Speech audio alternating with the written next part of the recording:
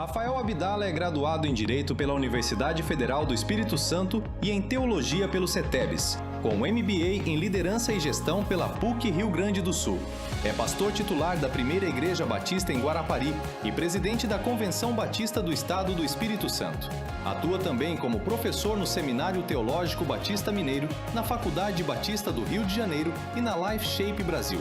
É idealizador da Associação Redes de Voluntários, iniciativa que busca promover dignidade social e fortalecer o desenvolvimento comunitário na região. Além disso, é escritor e conferencista. É casado com Ana Paula e pai do José, e juntos compartilham o compromisso com o cuidado social e o serviço à comunidade. Recebam agora o pastor Rafael Abdala.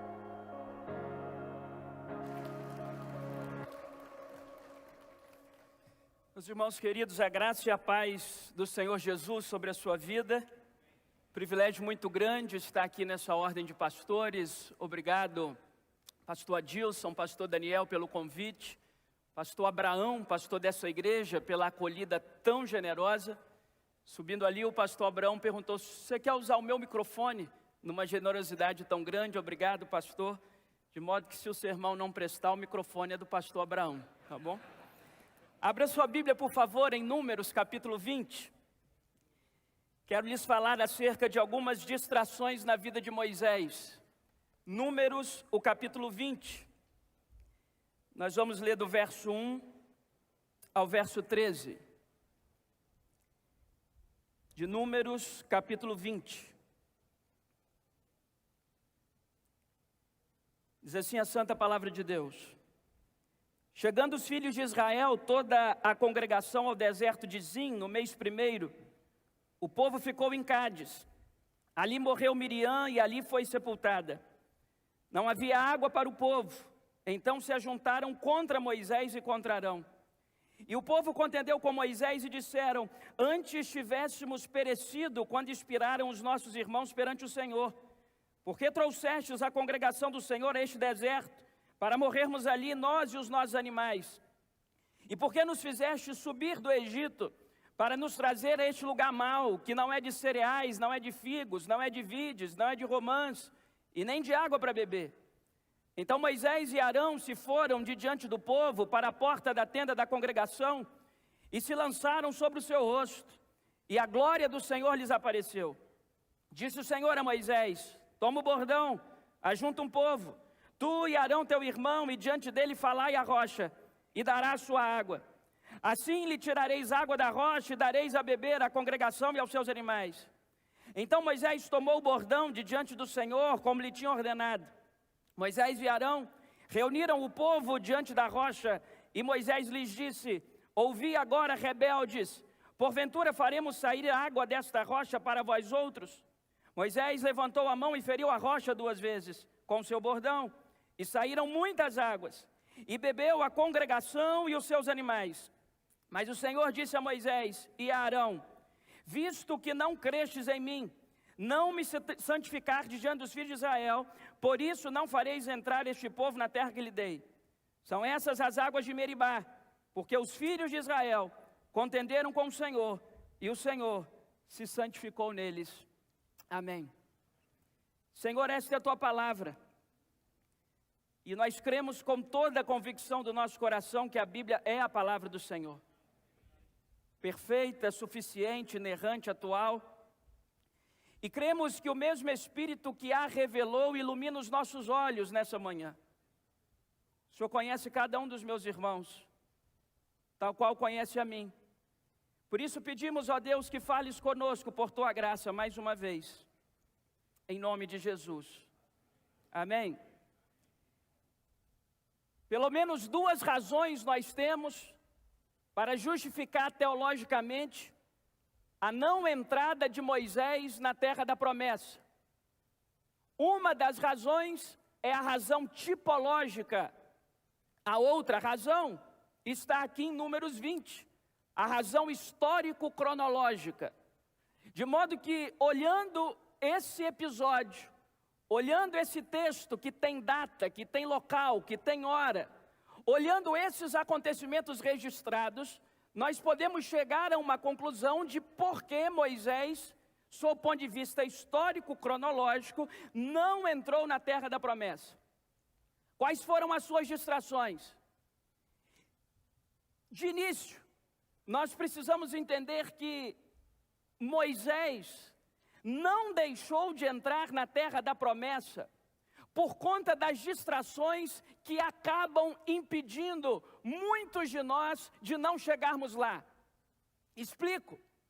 Moisés não recebeu uma condenação divina de não entrar porque ficou ganancioso e começou a ter muito amor pelo dinheiro. Ele também não deixou de entrar na terra por causa de um relacionamento extraconjugal. Não foi uma mulher que tirou Israel, que tirou Moisés da entrada da terra. Não foi problema com fama, não foi problema com dinheiro, não foi problema com perseguição dessa ou daquela oposição, não. Eu quero mostrar para os irmãos nesse texto, ou pelo menos relembrá-los, que Moisés perdeu para si mesmo. Moisés não perdeu para um adultério, Moisés não perdeu para um roubo de um dinheiro que lhe não pertencia, Moisés se distraiu de si mesmo. Para quem Moisés perdeu? Moisés perdeu para si mesmo. Interpretando esse texto, o Salmo 106:33 diz que Moisés agiu irrefletidamente. O próprio Moisés, interpretando as suas ações, em Deuteronômio 32:51, diz que ele prevaricou contra Deus. Agindo irrefletidamente e prevaricando contra Deus, esse homem não acessou a terra da promessa. Repito pela última vez, não foi um caso extraconjugal, não foi problema com dinheiro, não foi problema com a barra de ouro. Ele agiu irrefletidamente, ele perdeu para si mesmo, ele não aguentou a pressão de algumas distrações. Quais distrações são essas? Em primeiro lugar, repare comigo o verso 2, por favor. A distração da insensibilidade do povo. A distração da insensibilidade do povo. Diz o verso 2, não havia água para o povo. Então se juntaram contra Moisés e contra Arão. O que está acontecendo aqui? Moisés agora é alvo de uma retaliação. Moisés agora é alvo de uma afirmação da sua incompetência como líder. E o problema não é ele ter sido alvo disso, porque todos nós estamos passíveis de sê-lo. O problema é o momento, o povo está sendo insensível. No versículo 1, Moisés acabou de sepultar sua irmã. No versículo 2, estão cobrando dele alguma postura de líder. Eu não estou afirmando para os meus irmãos queridos nessa manhã que Moisés é imune às críticas, que Moisés é imune às retaliações. Eu não estou afirmando aqui que ele era um homem perfeito e que ninguém podia arestar o seu ministério. Eu estou dizendo que esse não é o momento. As suas mãos ainda estão sujas de terra, ele sepultou a sua irmã querida. O versículo 1 termina dizendo que ali morreu Miriam e foi sepultada. A irmã que fez parte do projeto de Deus para salvar a sua vida. Ele sepulta a sua irmã, ele está com lágrimas nos olhos. Não é esse o momento de questionar Moisés. Ele se distrai com a insensibilidade. Meu pai faleceu no dia 11 de novembro de 2018. 3 dias depois, seria o primeiro retiro da igreja que sou pastor, sobre o meu pastoreio. Feriado de proclamação da República. Eu tinha que ir na minha cabeça. Meu coração enlutado. Eu fui pai do meu pai. Meu pai tinha uma tetraplegia grave. Nossa família passou por uma falência financeira. Desde os meus 8 anos de idade eu fui braço, perna e tudo do meu pai. Eu sepultei aquele homem. No outro dia eu não tinha mais em quem dar banho. No outro dia eu não tinha mais a quem colocar a comida na boca. Mas 3 dias depois, eu tinha o primeiro retiro da igreja. Eu disse, eu tenho que ir, porque sem mim o retiro não vai funcionar. Só funciona se eu estiver lá. Os preletores que eu convidei são meus amigos, o povo precisa me ver. É o meu primeiro retiro, eu fui. Um dos maiores arrependimentos da minha vida. Porque o crente não deixa de ser crente. Um estava insatisfeito com o quarto, o outro com a acomodação, o outro foi embora, o outro brigou no futebol, o outro não gostou na comida, o outro era intolerante a glúten, o outro tinha problema de não sei o quê, o outro deu uma infiltração no banheiro. Eu entrei naquele retiro enlutado, eu saí daquele retiro enlutado, machucado e retalhado. A insensibilidade do povo pode nos distrair. A insensibilidade do povo pode tentar dar o tom da nossa vida. O problema não é se Moisés está certo ou errado. O problema é que depois da morte de uma irmã, não é o momento de dizer que está errado. A insensibilidade distraiu Moisés. Mas em segundo lugar, repare comigo o verso 3, por favor. As críticas distraíram Moisés. E o povo contendeu com Moisés. E disseram: antes tivéssemos perecido quando expiraram os nossos irmãos perante o Senhor. Bem, não bastasse a morte de sua irmã, não bastasse a insensibilidade do povo, agora esse líder se distrai com as críticas, porque o povo não segura a língua, e o povo diz: era melhor termos morrido sem você, do que sermos liderados por você. Era melhor o Egito sem você, do que a expectativa de uma promessa com você. Você não é um líder à nossa altura. Nós estamos com sede e a culpa é sua. Críticas. As críticas distraíram Moisés. Como nos distraem? Eu não sei se você já notou a fragilidade da sua reputação e da minha. Eu não sei se você já notou que o nosso mundo não condena por verdades, mas condena por histórias. Todos nós aqui diariamente estamos por um fio finíssimo de ter a reputação arruinada. Você não precisa fazer nada, é alguém falar que você fez. O Senhor Jesus passa por 3 tribunais, o terceiro foi o pior. Primeiro tribunal, religioso, Sinédrio dos judeus. Segundo tribunal, jurídico romano, Pilatos e Herodes por delegação do império. Mas terceiro e pior tribunal, tribunal da opinião pública. Induto pascal lança para o povo: quem que a gente solta, quem que a gente mata? Crucificam, crucificam, crucificam. Tribunal da opinião pública condena sem provas. Tribunal da opinião pública não sabe como foi difícil tomar decisões que tomamos, que só quem estava ali poderia tomar. A posição mais fácil do mundo é a do crítico. Tem gente que ganha dinheiro sendo crítico de gastronomia, é uma beleza. Entra no restaurante, come de graça e dá nota de 1 a 10 para a coluna social. Sabe o que é difícil? Difícil é fazer comida. Difícil é contratar garçom. Difícil é atender os anelos dos clientes. Tem crítico de cinema. Eles dão nota de 0 a 10 para os filmes. Sabe o que é difícil? Fácil é ser crítico de cinema. Difícil é produzir filme, contratar elenco, produzir roteiro. Ser um crítico da vida é muito fácil, difícil é estar na arena da vida fazendo. E agora a crítica que o povo atribui a Moisés o distrai do seu foco. Ele age refletidamente e ele prevarica contra Deus, porque não aguentou as críticas. Em terceiro lugar, repare comigo o verso 5. O que distraiu Moisés? A distração da ingratidão. A distração da ingratidão, diz assim o verso 5. E por que nos fizeste subir do Egito para nos trazer a este lugar mau, que não é de cereais, não é de figos, não é de vides, não é de romãs e nem de água para beber? Olha que povo ingrato. Olha que povo que perdeu a consciência de com quem está falando. Eu sei que hoje você é ruim para muita gente a quem você já foi bom. Eu sei que muita gente a quem você um dia serviu, hoje não te suporta. Muita gente a quem você foi aconchego, a quem você foi o último liame antes do casamento acabar, a quem você foi a última ligação tentando salvar a expectativa de um filho nas ruas.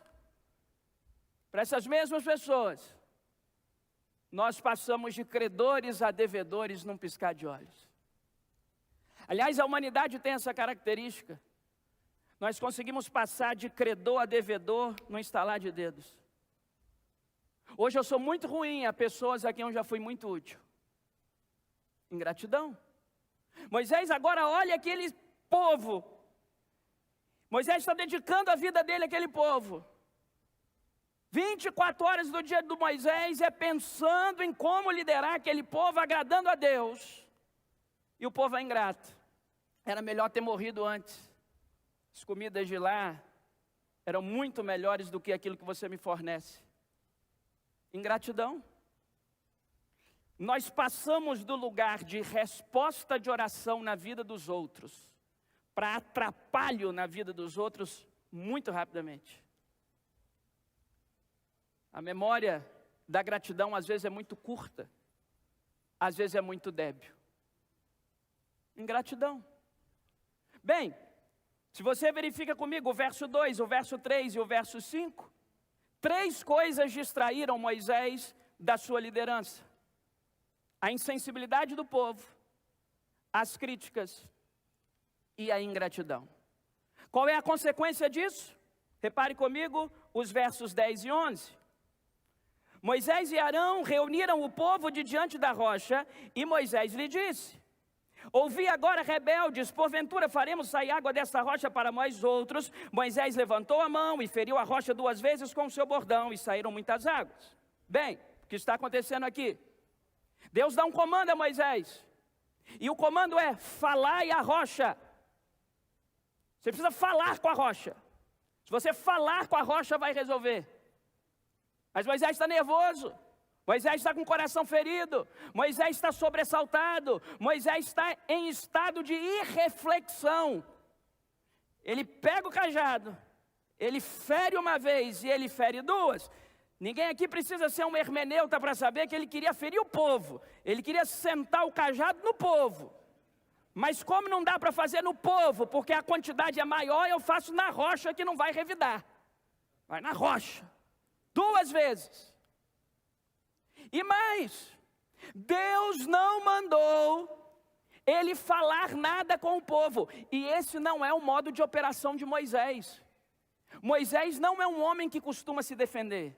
Em Números capítulo 12, ele é jogado contra a parede por Arão e por Miriam. E os 16 versículos daquele capítulo, Moisés não se defende uma vez. Porque Moisés sabe que quando o homem se defende, mas quando o homem abre mão da sua defesa, Deus defende o homem. Então Moisés passa o capítulo 12 silente diante da acusação de seus irmãos de que ele casara com a mulher cuxita. Aqui parece que não é o Moisés. Diante da acusação do povo, ele não consegue silenciar a sua alma e esperar a defesa de Deus. Ele se defende: vocês são os rebeldes, vocês são os malditos. Vocês acham que nós não podemos fazer sair água dessa rocha? E refletiu. A W. Tozer tem um livro cuja leitura eu recomendo, 5 votos para obter poder espiritual. O terceiro voto é: nunca se defenda. Quando você se defende, você se defende. Quando você abre mão da sua defesa, Deus defende você. Quando você cuida da sua mordomia, Deus cuida da sua reputação. Não é o Moisés. Bem, e diante desse caos instaurado, Deus diz: você não vai entrar na terra. Verifique comigo o versículo 12, por gentileza. Mas o Senhor disse a Moisés e a Arão: visto que não crestes em mim, para me santificar diante dos filhos de Israel, por isso não fareis entrar este povo na terra que lhe dei. Ponto. Perdeu Moisés. Não vai entrar. Mas Senhor, nunca traí a minha mulher. Parabéns, Moisés. Mas Senhor, nunca aceitei propina. Parabéns. Mas Senhor, minha família está em ordem. Muito bom. Tem nada a ver com isso. Você perdeu para você mesmo. Eu mandei você falar, você bateu. Aí eu mandei você não falar nada para o povo, você falou. Então quando era para falar, você bate. Quando era para calar, você fala. Tchau. As distrações da insensibilidade humana que nos rodeia, as distrações das críticas humanas que nos rodeiam, e as distrações da ingratidão humana que nos rodeia, pode fazer com que as promessas não se cumpram. A pergunta é o que fazer? A pergunta é como sobressaltar essas distrações? A pergunta é como vencê-las? A pergunta é como avançar? Porque eu queria muito ter diante dos irmãos, nessa manhã tão solene, uma palavra do tipo: não haverá mais ingratidão. Arrancaríamos aplausos desse auditório. Não haverá mais insensibilidade, não haverá mais crítica, não haverá mais deslealdade. Mas como não posso fazê-lo? Quem sabe esse texto nos ajude a não cairmos nós nas distrações que o nosso irmão Moisés caiu. Como vencê-las? Em primeiro lugar, aprenda a descansar. Aprenda a descansar. Sabe qual que é o problema do Moisés? Ele sai do cemitério e vai dar gabinete. Ele sai do cemitério e vai atender o povo. Ele está com as mãos sujas da terra e ele vai atender o povo. Ele saiu do gabinete, ele saiu do cemitério e foi para o gabinete. Ele saiu dos momentos mais dolorosos de sua vida. Ele sepultou a sua irmã e agora ele vai atender a chorumela do povo. Não, Moisés, pede o povo um tempinho. Pessoal, é o seguinte, eu acabei de sepultar a minha irmã, não dá para conversar com vocês agora.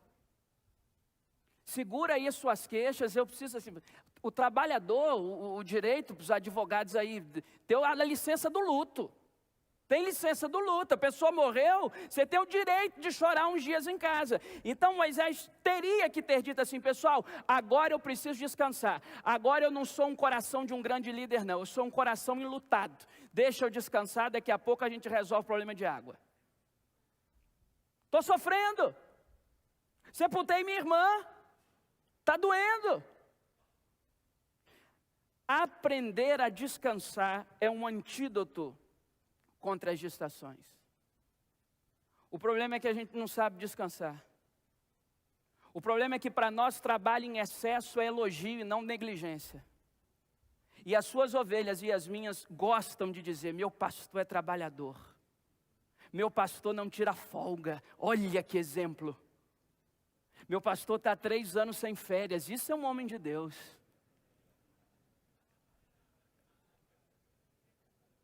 É muito bom para as nossas ovelhas o estereótipo de um homem perfeito, implacável, inquebrantável, que não precisa repor as suas energias e a sua força. Dá ibope trabalhar demais. Notícia maravilhosa. Pastor Rafael, de tanto trabalhar, teve um AVC. Veja que homem maravilhoso. Corrente de oração pelo Brasil todo. Nota no Instagram: eis que um trabalhador tem um AVC. Que homem de Deus. Aprender a descansar é um antídoto contra as distrações. Meu pai trabalha até agora e eu trabalho também, é verdade. Aquele que coloca a mão no arado e olha para trás não está apto ao reino de Deus, é verdade. Bem-aventurado é o servo que no retorno do seu Senhor ele o encontra trabalhando, é verdade. Mas é verdade também o vinde a mim todos vós que estáis cansados e sobrecarregados e eu vos aliviarei. É verdade também que o Deus, sendo todo-poderoso, também tirou um dia para descansar. Muitas das distrações nos pegam pela exaustão. Gente cansada se precipita muito rápido. Eu já perdi noite de sono achando que tinha gente contra mim que nunca esteve. Eu já perdi a noite de sono achando que tinha gente que não gostava de mim, mas não tinha nada de que não gostava de mim.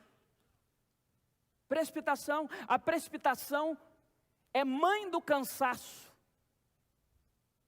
A precipitação gera o cansaço e se retroalimenta dele, porque quanto mais cansado, mais precipitado. Lembra de Maria Madalena? Final de João, ela vê, olha o que faz uma pessoa precipitada. Ela olha o túmulo vazio, conclusão número 1, roubaram o corpo.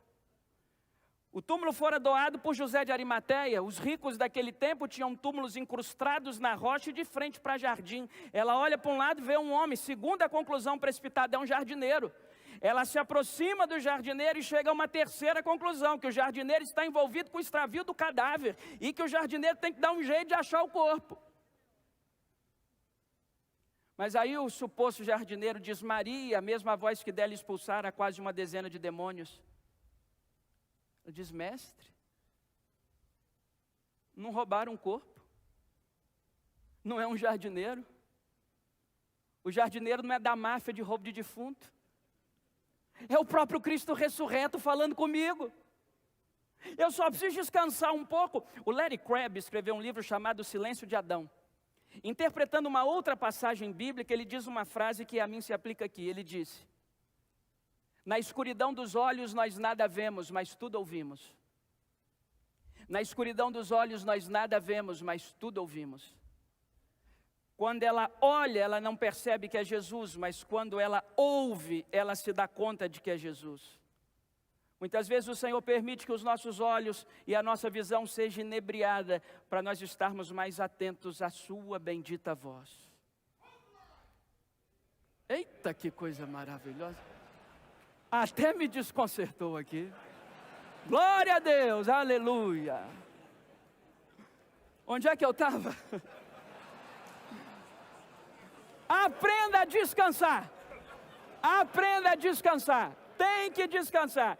Se não descansar, já era. Deixa eu dizer uma coisa para você aqui.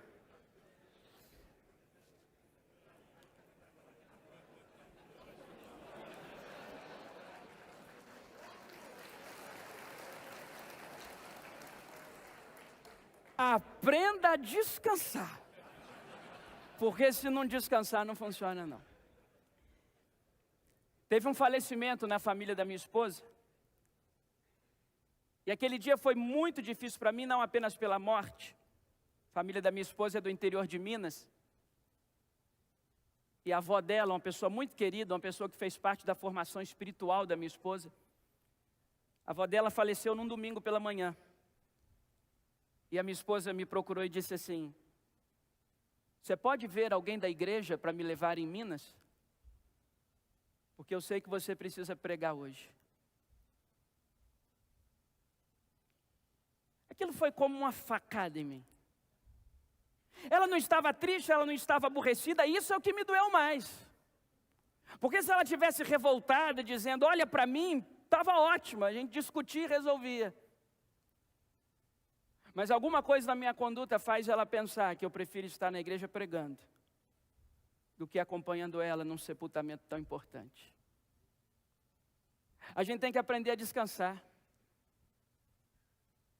A minha igreja já teve 6 pastores e vai ter muitos outros. Minha mulher só tem um marido. Eu aprendi com um pastor que me ajuda em questões de pregação que a gente só deve dar exemplo negativo acerca de si mesmo no púlpito. Ninguém tolera um pregador falastrão de si, contador de vantagem. Então me permita.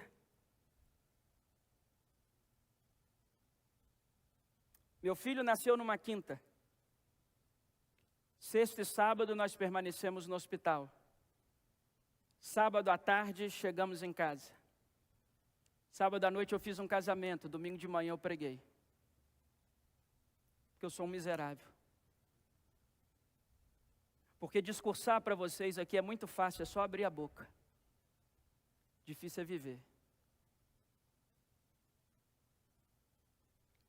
Tinha pelo menos 15 pastores que podiam fazer aquele casamento. Pai, meu filho só tem um. Tinha pelo menos 1000 pastores que poderiam pregar naquela manhã. Pai, meu filho só tem um. Ou a gente aprende a descansar e aprende que a gente não é tão importante assim. Ou as distrações vão acabar nos drenando e nos consumindo. Em segundo lugar, como fugir disso? Primeiro, aprenda a descansar. Segundo, priorize as expectativas dos céus. Priorize as expectativas dos céus. O problema é que Moisés está muito preocupado com a sua aprovação enquanto líder diante do povo com quem ele vai passar 40 anos. E ele se esquece de priorizar aquilo que não se vê, mas aquilo que se aguarda. Aquilo que é a razão de cada sermão que a gente prega, aquilo que é a razão de cada engajamento missionário que a gente se envolve, aquilo que é a razão de toda causa religiosa digna. Ele se esquece daquilo que é acima dele e além dele. Para ele, é responder uma expectativa imediata das cobranças que lhe são feitas. Mas quando a gente aprende a priorizar as expectativas dos céus, as distrações vão sumindo, porque aí a gente percebe que importa mais a opinião dos céus do que a opinião da terra. O problema é que voto é a opinião da terra que dá. O problema é que emprego é a opinião da terra que mantém. O problema é que retórica pública, engajamento, relevância, poder, autoridade, geralmente vem da opinião da terra. E a gente se esquece da opinião do céu. Na morte do meu pai, a opinião da terra sobre mim foi: que grande pastor. Engoliu o choro da morte de seu pai, porque ama a gente. Eu acho que eu até ganhei um aumento naquela época. Mas a opinião do céu foi: que menino negligente. Para a terra, um pastor dedicado. Para os céus, um menino tolo, com o coração enlutado, tomando decisões precipitadas, achando que era alguém importante. Você percebeu como a gente briga por esse negócio de opinião? Famílias rachadas por conta de opinião. Gente que acha que tem que ter a última palavra sobre tudo. Eu fiz, pastor Adilson, um dever de casa lá com a igreja em Guarapari. Eu disse assim: irmãos, o pessoal estava brigando por causa das opiniões. Eu falei: vamos fazer o seguinte. Vai lá no Google. Tem um negócio chamado Google Earth. Você pega uma foto em satélite em tempo real da Terra. Então você vai acessar lá e vai imprimir o globo terrestre em tempo real. Tem lá os satélites, tem lá os continentes, tem lá tudo. Tira o print e imprime. Imprimiu? Passo número 2 do dever de casa. Emita alguma opinião no espelho. Eu penso assim, eu creio assim, é assim que tem que ser, o certo é desse jeito. Passo número 3, volta no Google Earth. Acessa foto em tempo real, satélite da Terra. Imprime de novo. Pega essa foto, sua opinião. Pega outra foto. E perceba, nada mudou. Não, você não está entendendo. Nada mudou. As órbitas continuam iguais. A Terra continua igual. Nós não somos tão importantes assim, irmãos. Desculpe. É uma vontade de ser relevante, é uma vontade de ser ouvido que causa efeito reverso, a irrelevância e a tolice. Priorize as expectativas dos céus. As pessoas nutrem expectativas muito erradas ao nosso respeito. Eu me lembro uma época, a conferência da família na nossa igreja, o meu pastor ainda era o pastor da igreja, pastor Dronésio, e a comissão de família convidou um preletor para pregar. Domingo de manhã, o homem arrebenta naquele púlpito. Sabe aquele sermão que você ouve e diz assim: por que eu não pensei nisso antes? Que miserável. Pregou demais da conta. Culto da noite, igreja lotada. Queria ouvir o segundo sermão daquele homem, porque a expectativa era muito grande. O homem sobe no púlpito. Irmãos, antes de abrir a palavra de Deus, Deus me compele a uma revelação. Nessa época eu era diácono, eu estava escalado lá atrás, vendo todo o auditório, de costas. E eis que Deus manda dizer nessa conferência de família, que há 8 adúlteros entre vós. Meus irmãos, a mulherada olhava assim para um lado, para o outro, um desconforto, passava para cá, para ali. Assim, acabou com o culto. Acabou com a expectativa de um grande pregador. Acabou, o pessoal se distraiu. Aí eu olhei para o diácono do lado e eu falei, que profeta de Araque. Que revelação mal feita. Que eu sei tem 15, que eu acompanho.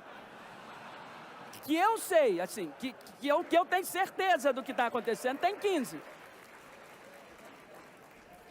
Não existe isso.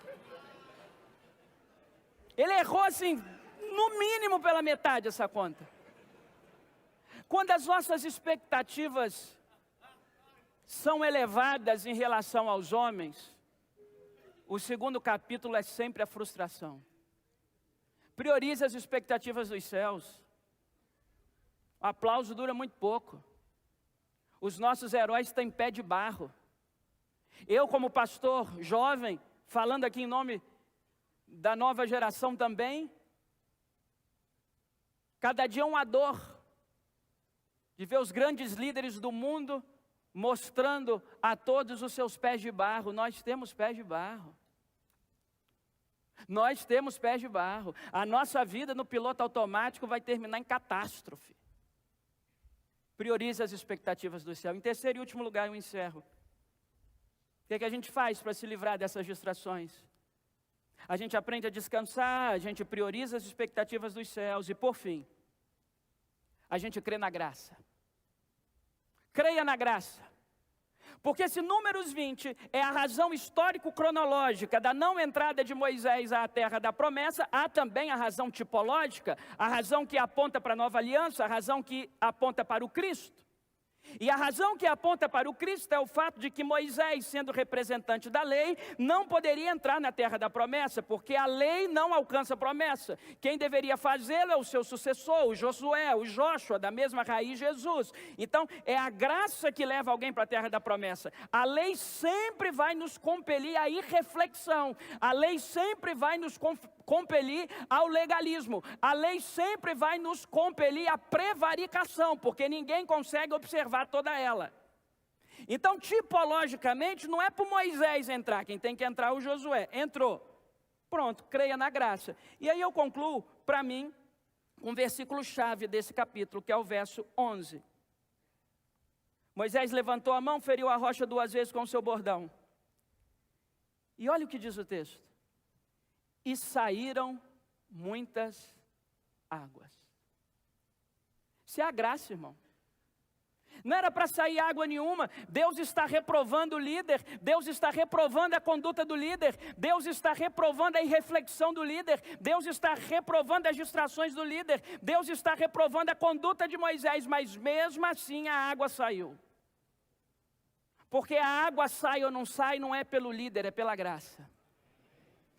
Resultado não significa aprovação divina. O resultado é bom, mas não teve aprovação. Resultado não significa aprovação. Crescimento não significa aprovação.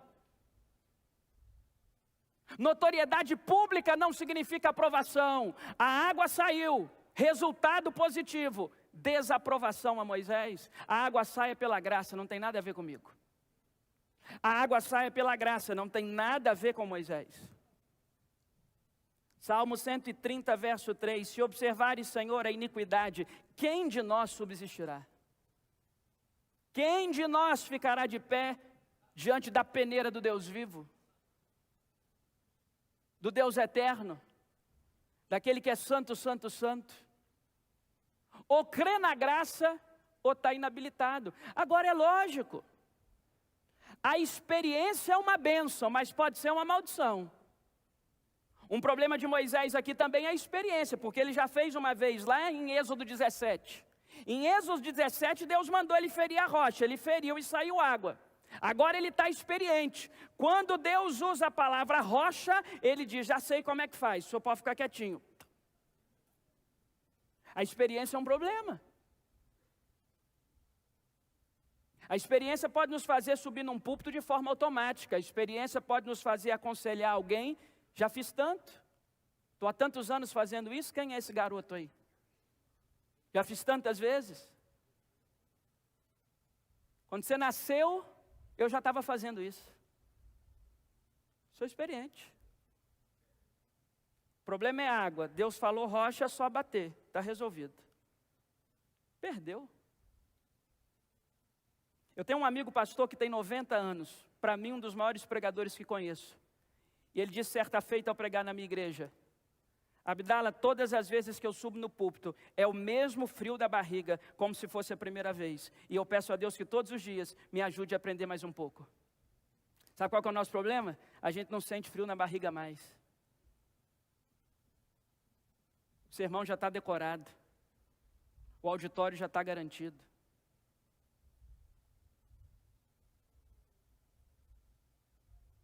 Creia na graça. Porque no final, eu e você vamos perceber que nunca teve nada a ver conosco. Tem tudo a ver com Ele. Pela graça sois salvos mediante a fé, isso não vem de vós, é dom de Deus. Não vem das vossas obras, para que ninguém se glorie. Ele nos transportou do império das trevas para o reino do Filho do seu amor, em quem nós temos a redenção e a remissão dos pecados. Ele é a imagem do Deus invisível. Ele é o primogênito de toda a criação. Porque aprove a Deus que nele residisse a plenitude e que, havendo feito a paz pelo sangue de sua cruz, reconciliasse em Cristo consigo todas as coisas. Quer sejam as que existem na terra, quer sejam as que existem nos céus. Creia na graça. Durma crendo na graça. Pedindo, Senhor, me dá um sermão novo. Me dá um ânimo novo. Me dá um encorajamento novo. Sopra sobre mim algo novo. Eu não sei fazer do jeito que eu acho que eu sei fazer. Vem me orientar, vem me ajudar. Eu sou dependente da tua graça. Sem o Senhor eu vou me distrair. Sem o Senhor, a ingratidão do povo vai me fazer sucumbir. Eu vou perder para mim mesmo. Mas com o Senhor, eu reconheço os meus pés de barro, mas eu me coloco diante da rocha. E eu clamo pela sua graça. Que Deus nos ajude. Essa frase é atribuída a tanta gente, com ela eu concluo, que eu prefiro dizer que é de autoria não conhecida. Abro aspas. Não sou tudo o que eu quero ser. Não sou tudo o que eu devo ser.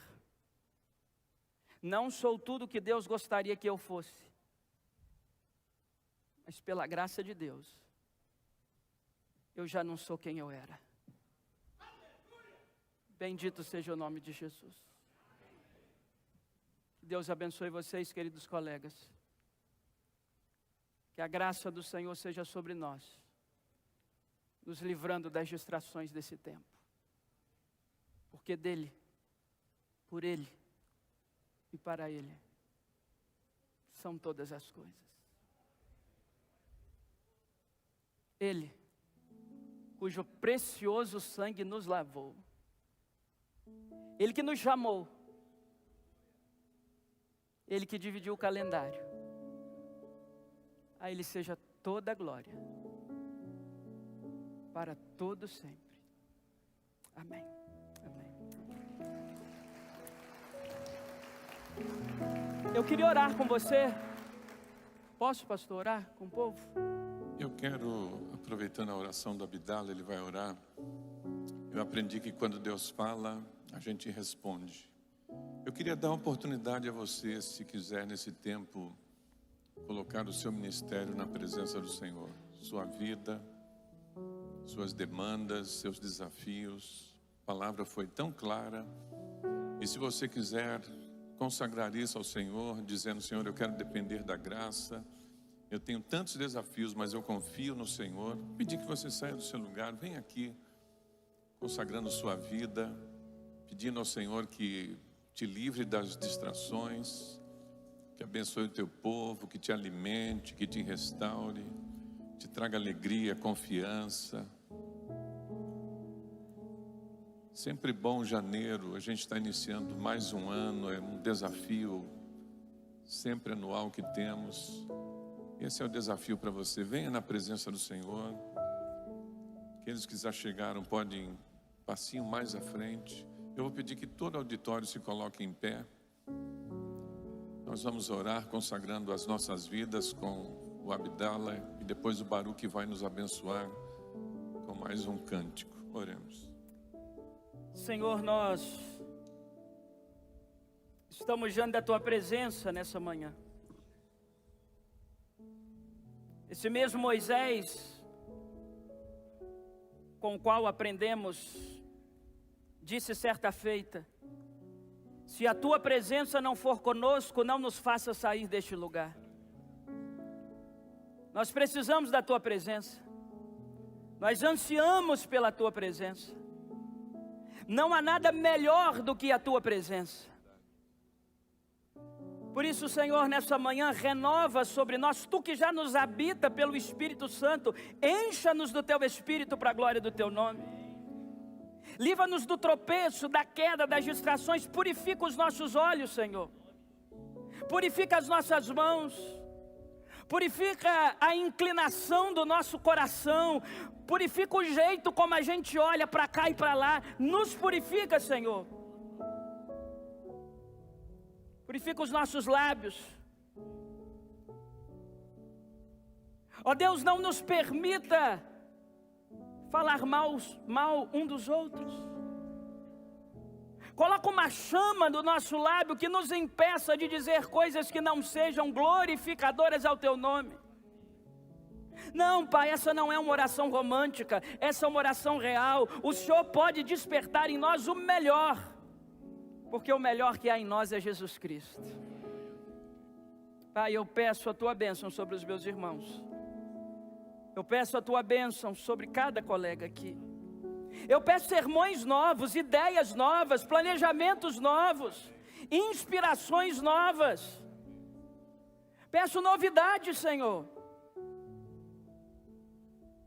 Eu peço da paz que excede todo entendimento. Oh Deus, tem gente cansada aqui.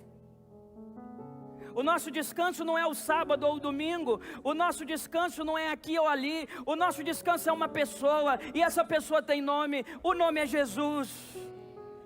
Nós descansamos em Ti.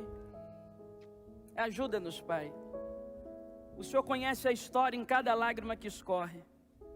E nós nos apresentamos diante do Senhor, rogando o poder que há no sangue de Jesus.